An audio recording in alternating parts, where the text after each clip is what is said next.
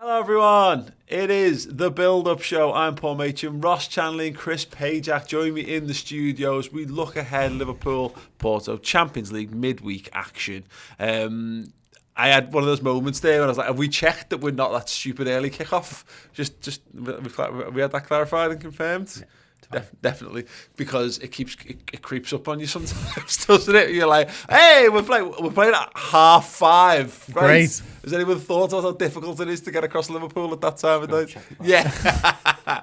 As according to Ross's agenda, which 20 minutes ago did say Liverpool versus Arsenal at the top of it, it does say Wednesday at 8 p.m. My calendar upstairs says 8 p.m. Well, we'll say that's definitely true then. I can't imagine that wouldn't be true. Don't know my doubt it myself. I know, yeah. Have a bit of faith in yourself there, mate. Don't do yourself down. Kick off. Not that anyone cares. Porto, top of the Primeira Liga. We can have a little look at the Primeira Liga table just to kick things off. 11 played, won 9, drawn 2, lost none. But that means they're only level on points with Sporting Lisbon as well. Both got 29, a point ahead of Benfica down in third. Both teams very much in form. However, what we do know, Chris, is of course that Porto's form counts for nil when it means playing against Liverpool Football Club. Yeah, mate, we just like to beat them hard, don't we? A lot, consistently.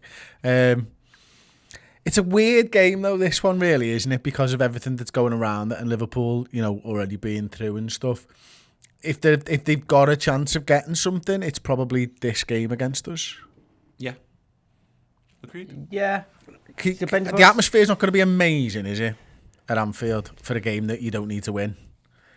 But the opposite side, they need to win this game. It obviously depends on the other results between AC and Atletico, but because it's so tight between for a second spot. I know, but that's like, for me, as a Liverpool fan, I'm like, go on, Porto. We'd like you to get through. Yeah, because we'll take you in the quarterfinals and not really want to play much, Atletico. Yeah, don't want to play Atletico. 100% that, yeah. I'm like, there you go. I don't think there's anyone who in the right mind would want Atletico Madrid to get out of this group. Exactly. Yeah. So, although to be fair, I'm actually not that arsed because we're clearly miles better than both of them. But you're right, given the choice of Porto in knockout games, given that we know how well we get on against Porto in knockout games. What does concern me though, because I very much am up for that, but I think there's a lot to be said for momentum and confidence. Mm-hmm. I think, I know Klopp's come out and said some stuff, and we'll talk about Liverpool a bit later on, but I think there's a lot to be said for actually going for this game and wanting to win it, not for the monetary value, but also just for the feel-good factor. Like, the international break was fucking shit because it's an international break, but also because we just lost a game and drew a game, people's heads were falling off. Yeah. I know the game doesn't matter and it's irrelevant, but also I still want to win it. Yeah. And I'm sure the Klopp and the players will as well. For what it's worth, let's have a little chat through the standings then so far in Group B. Obviously Liverpool, we know a big 12 points from the 4 games played. We're already through with the 2 games to spare. Porto, as mentioned, in second in the group at the moment. On 5 points, Atletico third with 4, and then Milan down there with a big fat lonely 1. You're right. There's obviously more going on in this group. There's still very much a battle there for whoever is the other team that progresses and who's going to go and play Europa League footy as well. It's because the problem is because of that. I don't know that you can. I think there's a little part of us where we go, whatever, put the kids out, do whatever with this game. But the problem is if you don't go fully committed against another team that's fully committed, there's actually a danger that's associated with that. And I don't just mean because you might get battered. It's that you might get hurt because you can't afford to not match intensities because you're going into tackle and you go, I don't really care about this one. You leave yourself more open to stupid things happening. Yeah, I'm particularly for the young players as well. You don't want their first experience of Champions League football to be just getting battered everywhere, like you said, but also at the same time, it's a good learning opportunity for them. If there is as the Arsenal fan said, a free hit or good opportunity to do something, get the phase round and we're playing Champions League football, what they've got to come up against. It's a tough lesson, but I'm all right. I think your front three should be your AFCON front three, personally. I think at some point they've got to play meaningful games together, rather than just the first one being when Salah and Mane aren't there.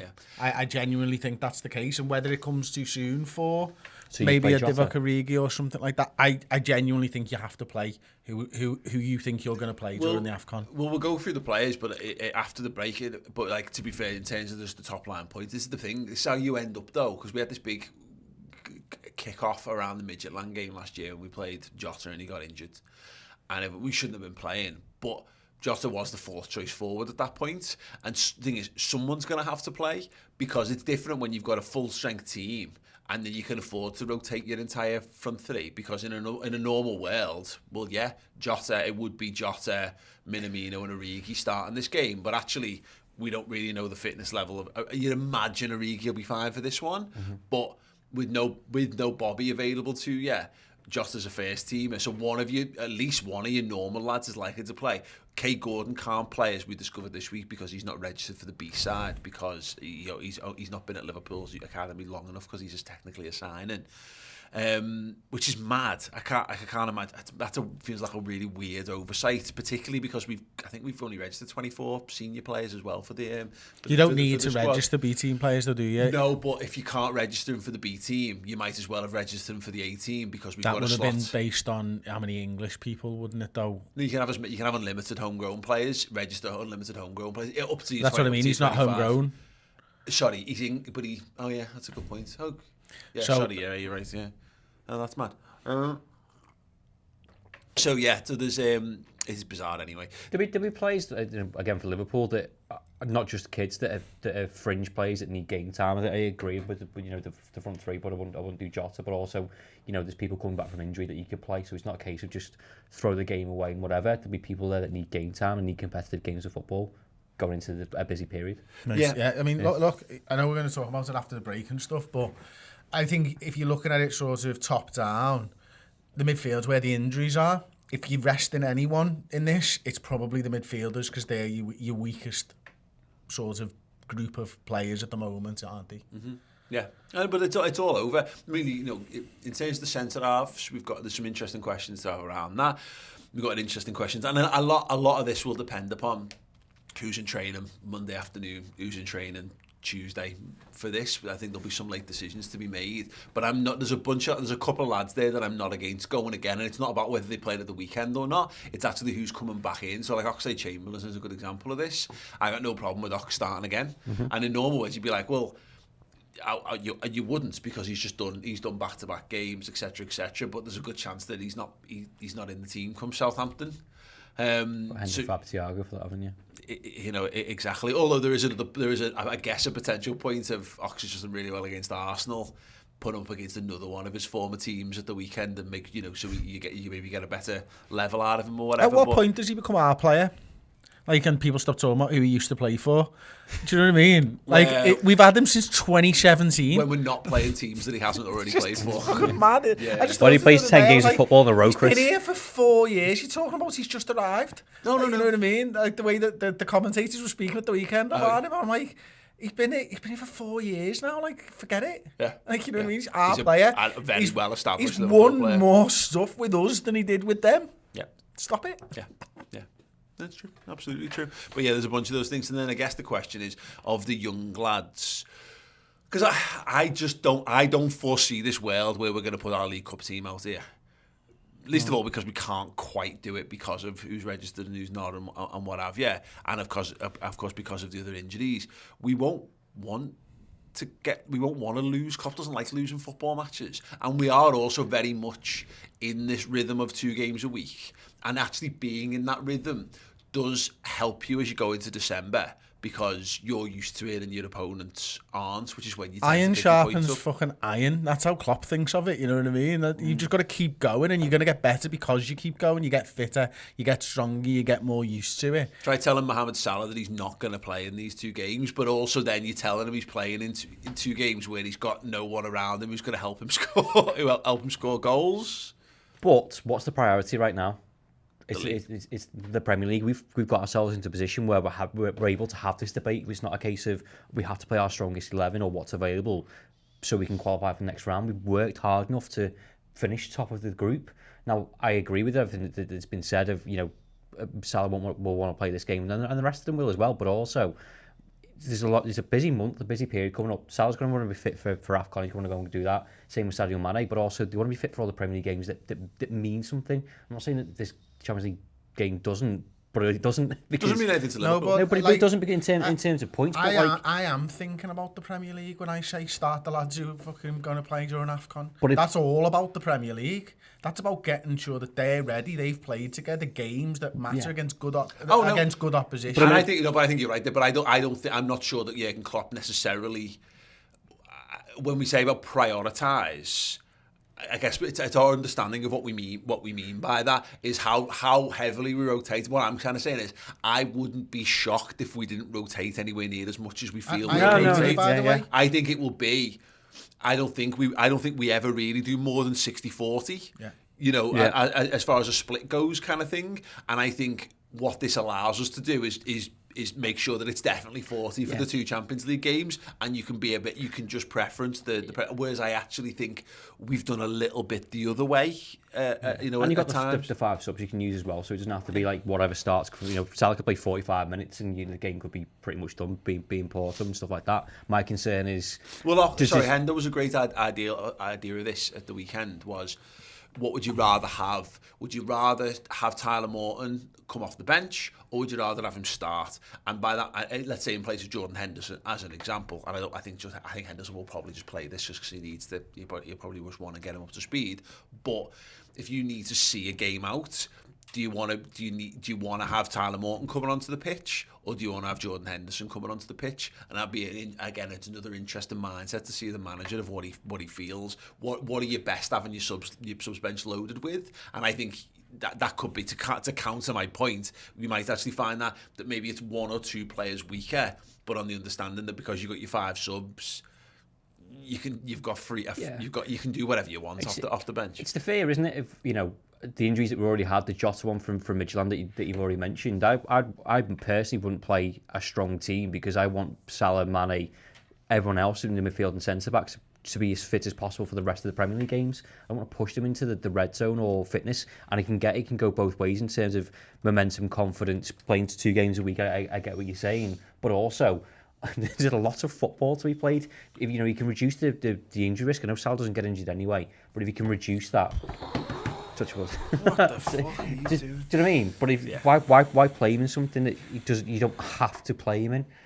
Yeah, no, again, they're all valid points. I don't think there's a necessarily a wrong answer on this. And it's a bit like, you were talking on the final word show about like someone going up complaining about the strength of the bench after we've gone and beaten Arsenal 4-0. These are the kind of things you can have. At the moment, we've all got our right way of doing it, which I think is going to be quite interesting. We'll talk about how 11s that we would field in a little bit, but I think it makes it exciting in its own sort of way, because I'm not pumped up for this game, because you're right. Let's be honest, from a fan perspective, it's nice to go and watch Liverpool. Let's go and watch us under the lights. I'd much rather see us play 2 games a week than no games a week, because my God, we've just had 2 weeks of that and it's shit.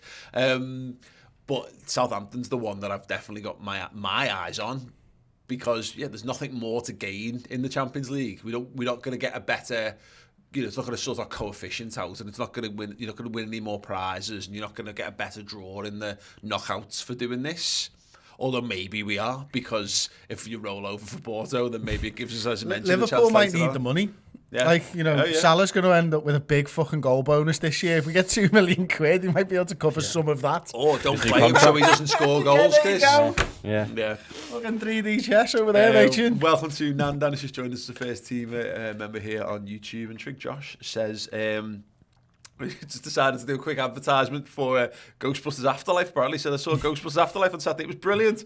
Stay in your seat until after the credits. Yeah, highly recommended. It was brilliant. And he says, Chuck Josh also says, all I need to do is theory and test again. He's no longer at the wheel. He isn't.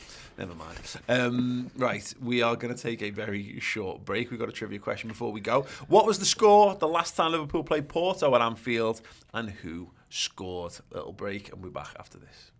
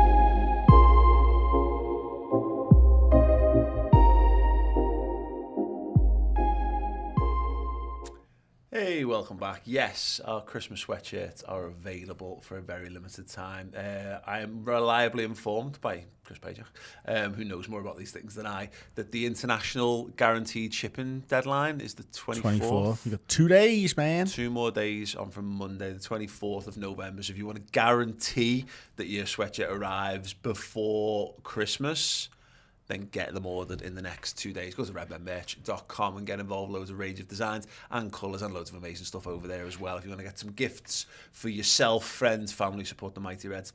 2 DVDs on there, mugs, books galore, plenty to fill stockings and leave people feeling festively merry this Christmas. You've got a brand new Beers of Anfield Road beer mats edition as well.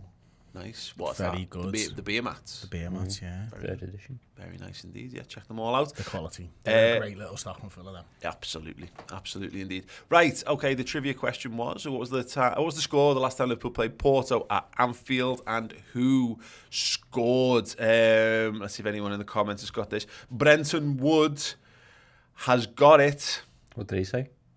Well, he's got the score. He said 2-0. Jamie Cooper has the correct answer. Well done, Jamie Cooper. Lads, do you know what the answer was? Ross, It was 2-0. Yeah. And Keita scored the first. Yeah. And I can't remember who scored the second. Bobby Firmino.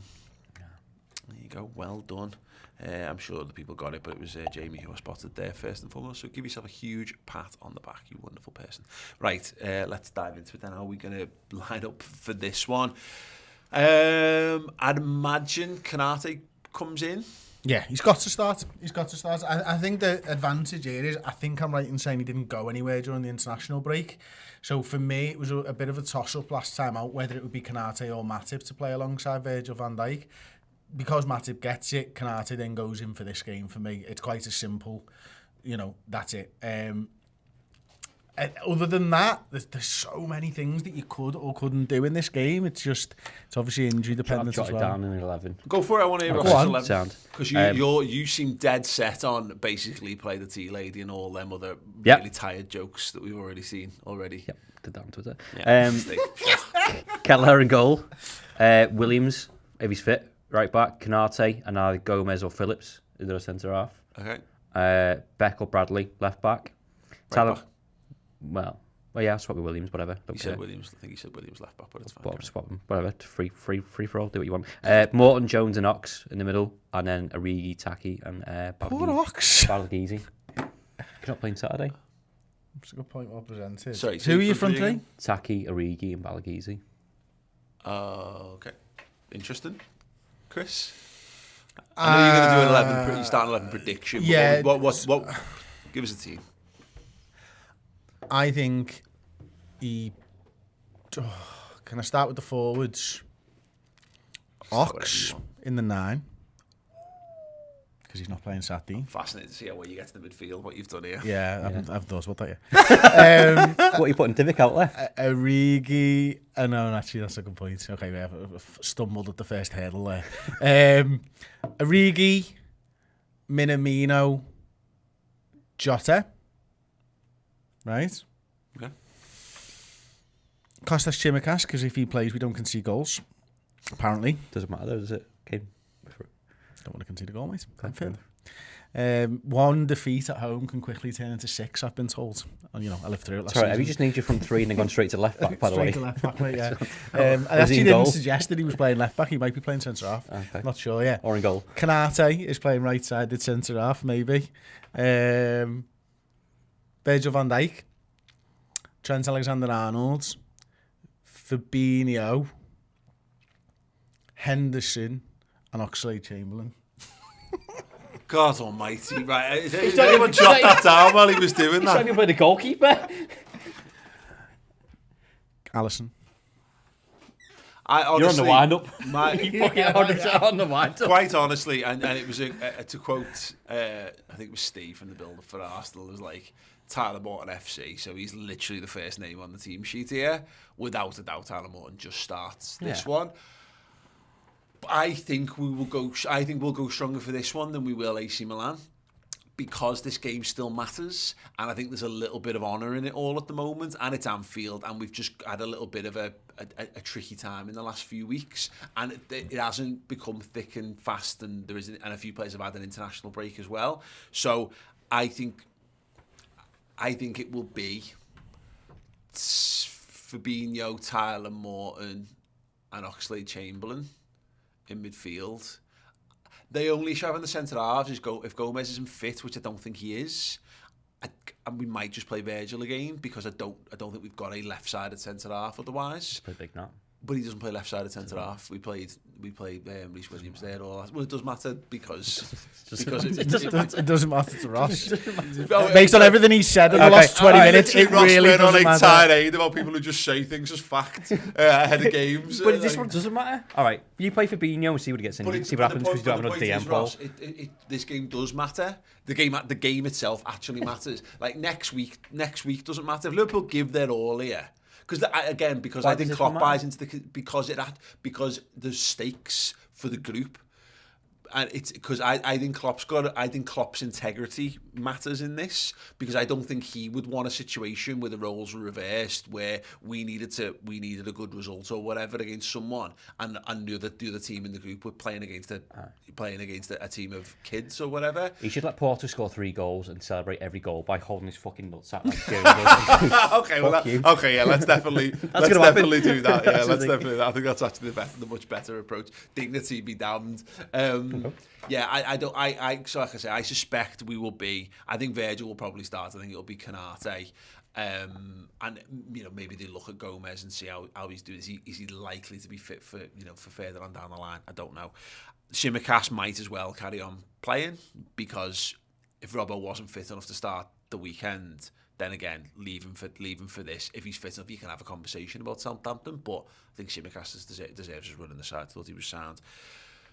I would play Nico Williams in this one if he was fit, because try and strike while the iron's hot for what he did at the international break. But again, I don't know where he's at really. I wouldn't play Conor Bradley if he's not. I would probably just play Trent again. Midfield, as I mentioned, I'd go Tyler Morton, Fabinho and Ox, because again, Ox, just keep him playing. No, when everyone's fit, he won't start. So far, apart Nico Williams, which you've said you'd play Trent if he's not fit, you're actually one player different to what I've said. Yeah. And then the front three, I think Salah will start, because I think Salah will be dead cross if he doesn't start. And I think it's easier to tell him, you're having one game. We'll sack the AC Milan game off if we really want to. I think Salah will start. I think Origi will start, and it'll be one of Jota or Mane, whoever's fittest. So no Minamino on the other side. No. Although it's a possibility, but I reckon I would. It'll be Divock or Minamino again, depending on fitness, and then it'll be one other of the good lads. I think. I would be. I reckon there's a lot of people there who are dead surprised at how strong both of our sides are there. Yeah. I don't think, and Ross actually as well. Yeah. Yeah. No. But I think that's what will happen. It's just not what I'd do. Yeah. No, but we don't know, and I could easily foresee a world where we do go, because that would be. Sorry, allow me to kind of catch all this. I think we're right. I think he will go strong. But it's the inevitable kickoff when something bad happens, when someone gets injured. All will be said is, why didn't we play a team full of kids? Because it doesn't matter. You know what? How I would answer that? Liverpool haven't been their best this season. And you only get better by fucking playing football matches. Don't give up an opportunity to get better. It's November. Do you know what I mean? It's fucking November. We've conceded far too many goals. Yeah, it's November, and we don't. Midfield works hard. We don't need to spare the horses yet. Like, you know what I mean? Like, it's well early in the season, and there's enough lads there who haven't gone away and played loads, or enough lads who haven't played 12 games for us. I know Salah is one of them in the league. Obviously more in all comps, but yeah, again, I would actually not be shocked one way or the other. Because I'll be able to go, when the team news comes out, I'll go, that's very canny from the manager to put a bunch of kids out because we want to keep everyone fresh for Southampton and stuff. But he likes the conceit of everyone being in it together, doesn't he? We're all going to work through the pain barrier. That's actually part of the the ethos of everything that we do. And the subs goes both ways. You can start out with a weakened team and you go, Salah, actually, there's half an hour to go. Go get yourself a little run out and you're still done. Or for anyone in that case, it's fucking 5 subs. Yeah. You'll lose rhythm in that sense when you make too many. The big lads. But what's important, is it fitness or is it the rhythm? Or is it both? If Salah starts, he doesn't play 90. No matter what. It's like, I'll play you, you'll get 60, and that's it. Unlucky. I'm going to play you, but, they'll wrap everyone who needs wrapping. Salah's got an alarm anyway on his watch, hasn't he, for when it's that, like, I haven't scored yet alarm. It goes off about 65, doesn't it? Yeah. When that alarm goes off, that's when you take him off before he starts trying to score goals all by himself. Yeah, absolutely. For me, it's the Milan game's on the 7th of December. So we've got Southampton, Everton midweek, Wolves, then AC Milan, then Aston Villa, and that's one where that's when it starts to get thick and fast, and that's when it really starts coming at you, and that's when you're starting to head into December, when December becomes insane from then on, when you're gearing up towards League Cups and stuff. But I'm not against. I think your idea is actually really interesting, Chris. If it was a footy manager scenario, it's like when you've got one of your good players' suspension's coming up, and you go, well, do I wait and put his understudy in the game that he goes out, or do I put him in the game before so that he's up to speed for when he's got to go and play the 3 games when we guy's suspended or whatever? That's why you can get to pay the big bucks, I guess. Let's have another little look at the fixtures that are going to be getting played this week in the Champions League. Bayern, Villarreal versus Manchester United. Michael Carrick in the even less time to prepare because they've got the 5:45 kickoff for that one. They'll win that. No, they won't. No, they won't. Because they're fucking rubbish. They will. They will. It will be back to they might get a penalty and they might score a late Ronaldo winner to do it. I love the fact that they've got rid of a manager because of various reasons, but also it's his inexperience. It's undone him and replaced him with someone with even less experience. It's fucking brilliant. It's great. This what we could really do with happening, because let's be honest, Ole Gunnar Solskjaer got the job on the back of PSG beating. Oh, glorious! See where you're going. Batter Villarreal, just beat Villarreal, Man United, beat them, and then win a couple of games afterwards and get all his mates in the media. Because they all played with Carrick as well, didn't they? Rio would have played with them, but I'm sure Gary Neville would have been there and all that. They'll all be there, ready to jump on with their old mates. Never scored at the new camp though. What? Never scored in the new camp though, did he? What's Neville going to say? Who cares? I want him to lose. I want him to go out of the Champions League. More misery. Fuck him. Yeah, absolutely. Chelsea Juventus is obviously a massive game in terms of where that group ends up. We can have a little look at the tables any second when I actually find what table they're in. There you go, Group H.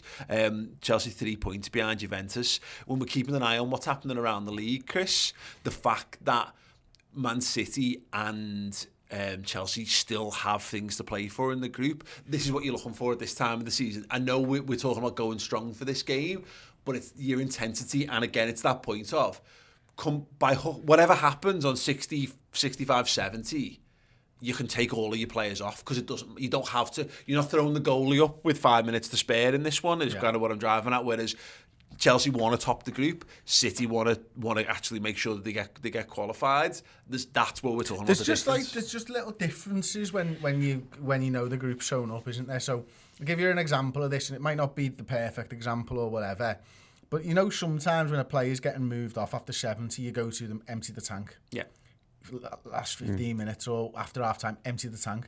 If I was taking my players off on 90, I wouldn't tell them I'm taking them off on 70. I'd want them thinking they can't empty the tank because that's the perfect time to take them off. You know what I mean? There's just so many little things that you can do that give you a little thing there when you know the results where it doesn't matter. Yeah, the big one, of course, coming up. Man City, as mentioned, hosting Paris Saint-Germain. A little chance for Pochettino to sign his United contract while he's there as well, presumably. Plenty of interesting stuff and intriguing. Yeah, definitely there'll be a couple of people going, I really want to watch City PSG instead of watching us against Porto. But that's footy for you. It's nice to have that conundrum, isn't it? Nice that we've played ourselves into that kind of scenario. But yeah, it'd be very much a 2-screener for the watch along this one, wouldn't it? Yeah, 100%. The bench is going to be fascinating, really. And again, look, at times of recording, there's the big question marks, really, Chris, are. We don't know where Robbo's at. We don't know where Gomez is at. We don't know where Nico's quite at just yet. We don't know where Jones. Milner, because Milner's another one. We always seem to forget about Milner. He was he was training similar to Henderson last week, maybe just a step behind him. So there's a chance that he might well be on the bench. And look, if Milner's fit, he probably would actually. Would you put him in ahead of Tyler Morton for this one? Probably, or it might be an option at right back if you're really desperate to give Trent a rest and Nico's not available. Not there, It also depends on fitness. So how fit is he? Very. Yeah, no. He's very fit. Yeah, thanks. But I meant was in terms of recovery, is he going to throw him into a full game and then hinder him when we're going to need him further down the line? Probably not. Not that it's relevant to this, but it might be relevant to the Around the League show recorded this afternoon with Benjamin Isaacson, who's a United fan, in the live comments on YouTube, says, from a United fan, Carrick and McKenna did the coaching under Ole, and under Carrick, McKenna does the coaching, so nothing has changed, basically. It was Carrick under Jose as well. Goldbridge was quick to point out, was absolute. If you want more, content. So look again, we don't want to overegg the United stuff. We've had a good laugh with it, but we do a show that focuses on focuses on football outside of Liverpool. It streams. Wait, on we Red do an Men entire Plus. show on doo-doo. On doo-doo. It's called Around the League. It streams on Red Men Plus every Monday afternoon. Ross is joined by Chris Reeve from Talk Norwich, and you've got a Man United fan on to talk about the managerial merry-go-round. Yep. Can't wait. So if you want more on that, then do go over on Red Men Plus. It is freebie month as well, so you can use the code RedMen Plus, all one word in caps, if you sign up on there on the redmentv.com at club captain level. You get that free for a month to try everything out, and you can see, if you're here on YouTube right now, all the other things coming up this week. Chris, that's a damn sexy graphic, isn't it? It's good, that, isn't it? Chris is doing the stats show with Dan Kerr. Have you got? Do you know what you're covering on that yet?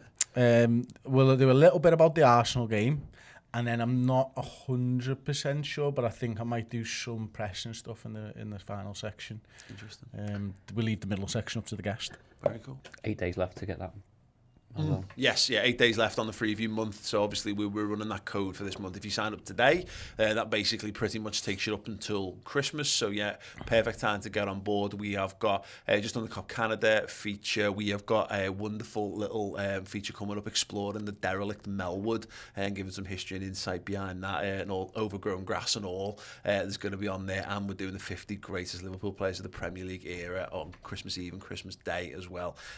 Plenty to look forward to, not just the weekly shows, but my God, the weekly shows as well. Journo Insight with me and Neil Jones later on this week as well, to get an insight into what Liverpool are doing on and off the pitch from someone who actually knows, not just us speculating because we're fans, and actual Journo. Plenty of stuff to keep you entertained. Do go and check it all out. Let's have a score prediction before we go. Chris Page, Liverpool Porto. 2-0 to Liverpool. 4-3 to Liverpool. Go ahead. 2-1 to Liverpool. Yeah, that'll do me. That'll do me very well indeed. Right, let us know your score prediction in the live comments or in the comments after the fact on YouTube. I do hope you come and check out Redmen Plus. It is very, very good. It is like our streaming service. It is like Netflix for Liverpool fans. And if you're a Club Legend subscriber over on there, you get access to our Discord group, and you get your name in the end of the credits of the YouTube videos, as you will see on YouTube very shortly indeed. Gentlemen, thank you so much. The watch along will come, of course, on Wednesday. Make sure you enjoy all of our content. Have a wonderful week, and we'll see you all very soon. Ta-ra. Everyone, thanks so much for watching. If you want more from us, then please do consider joining Red Men Plus, our Liverpool streaming service, with extra shows, bonus features, interviews, and incredible documentaries like Netflix for Liverpool fans. We've got the club captain and the club legend here. If you join as a club legend, you get your name in this wonderful list here. Look at them wonderful legends. Anyway, Red Men Plus on the redmentv.com. Join up.